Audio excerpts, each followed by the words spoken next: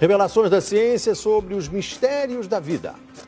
Especialistas de vários países estiveram no Brasil para o lançamento de um grupo dedicado à tese do chamado design inteligente. Esses cientistas acreditam que a perfeição e a complexidade da natureza comprovam a existência de um ser superior.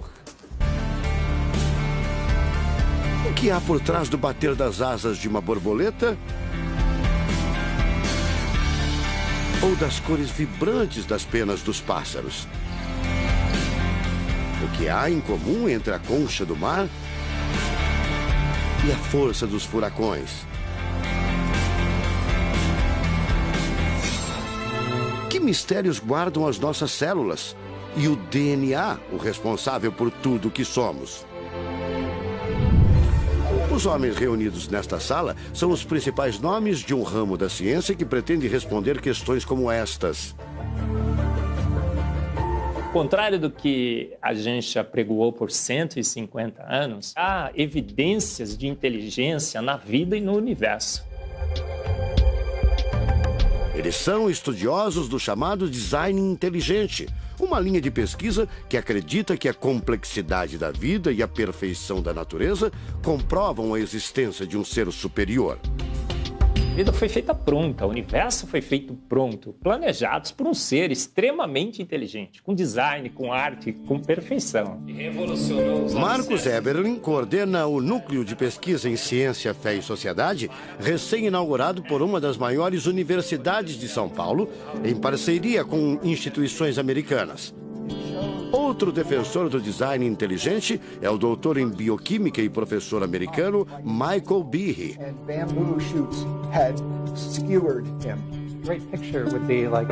Brian Miller é doutor em física. Ele coordena as pesquisas da Universidade de Duke, nos Estados Unidos. Seria um super engenheiro, um super arquiteto?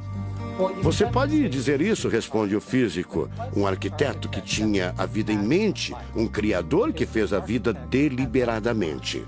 Also, when you look at life itself, não é de hoje que os cientistas procuram pistas deste arquiteto da vida. Galileu Galilei, o célebre físico e astrônomo italiano, disse há mais de 400 anos que a matemática é o alfabeto com o qual Deus escreveu o universo. A matemática se dedica a provar que tudo no universo segue uma lógica. Mas foi ainda antes, na Idade Média, que outro italiano, Leonardo Fibonacci, decifrou parte deste alfabeto. Ele descobriu um padrão numérico que se repete em quase tudo na natureza. Em homenagem a ele, o padrão passou a ser conhecido como sequência de Fibonacci, uma sequência lógica de números que pode ser expressa em formas geométricas. Em cada quadrado, a gente consegue construir arcos, são aquelas linhas tortas, né? A gente consegue ligar um arco com o outro. Quando você liga um arco, um outro arco, um outro arco, um outro arco, um outro arco, e vai seguindo um outro arco, pensando no próximo quadrado, um outro arco. Essa aqui é uma figura que é uma espiral, chamada espiral de Fibonacci. E essa espiral aparece em diversos lugares do nosso cotidiano. Aparece, por exemplo, na nossa orelha. O formato da nossa orelha é exatamente essa espiral. Uma coisa interessante, aparece no nosso rodamuinho do cabelo aqui. É o mesmo formato que aparece aqui. Que é o mesmo formato que aparece naquela concha do mar, tal do Nautilus, né? Que é o mesmo formato que aparece nas estrelas do universo. Que é o mesmo rodamuinho que forma quando tem um furacão. A sequência de Fibonacci foi encontrada também nas ondas do mar, nas pétalas das rosas, na distribuição das sementes do girassol e até nos hexágonos da casca do abacaxi. Mais uma comprovação matemática da existência de uma mente inteligente por trás da criação seria o chamado número de ouro, ou proporção áurea, representada pela letra Φ. O número de ouro, também representado pelos dígitos 1,618, está presente na construção de uma das obras mais importantes da antiguidade, o Partenon. Foi usado por Leonardo da Vinci na Mona Lisa, o quadro mais famoso do mundo. Essa regra do número áureo, ela vem, né, aparece no Fibonacci e aplica em um monte de situações. E é legal que os gregos percebiam isso, eles associavam isso muito com a ideia de perfeição. Ele está presente nas asas das borboletas e até nas medidas do corpo humano. Se você pegar a sua altura e dividir pela distância do seu umbigo até o chão, vai dar aproximadamente 1,6. Um φ. Vai dar 1 φ também. Se a gente abre os braços, né? Calcula a distância da ponta de um dedo até a ponta do outro dedo. Então vai ser desse dedo maior aqui, no dedo médio, até chegar ao dedo médio. Se eu pegar essa distância e dividir pela distância desse dedo até esse ombro aqui, vai dar 1,6 de novo. De tudo na natureza, o que mais impressiona os cientistas são as células, a chamada unidade básica da vida. São as menores partes que compõem os seres vivos, vegetais ou animais. O corpo humano é formado por cerca de 100 trilhões de células que dão origem a tecidos e órgãos. We cannot be accidentally caused. Life is not an accident. O americano Douglas Axie estuda biologia molecular há mais de 25 anos. Ele garante: não existe a mínima possibilidade de a vida ser um acidente, um acaso da evolução do planeta.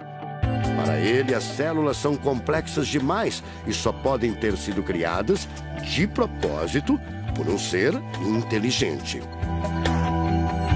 Literally machines that are made out of molecules.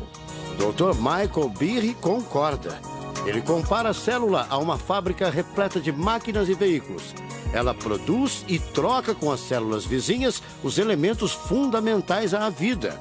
Tudo coordenado por uma espécie de computador central, o chamado DNA. Você já deve ter ouvido falar dele. O DNA é um conjunto de informações genéticas que definem as características dos seres vivos. Entre os humanos é o DNA que informa o sexo, a cor da pele e do cabelo e o formato do rosto, entre outras coisas. São 6 bilhões de informações condensadas numa estrutura microscópica extremamente eficiente. O presidente da Sociedade Brasileira do Design Inteligente considera o DNA o mais avançado código de que se tem notícia. A gente tem a molécula de DNA como um modelo. Por quê? Porque quando a gente descobriu essa molécula, a gente viu que é uma molécula fantástica, maravilhosa. E ali evidências e mais evidências de que uma mente inteligente projetou a vida. Porque é o software da vida. E esse software tem o quê? Tem ali um código. E a gente sabe que códigos emanam de mentes inteligentes. Nos Estados Unidos, um grupo de pesquisadores afirma ter identificado uma sequência de números que sempre se repete no DNA humano. Seria uma espécie de assinatura de Deus, segundo o engenheiro da computação Greg Braden. So now we have a definition.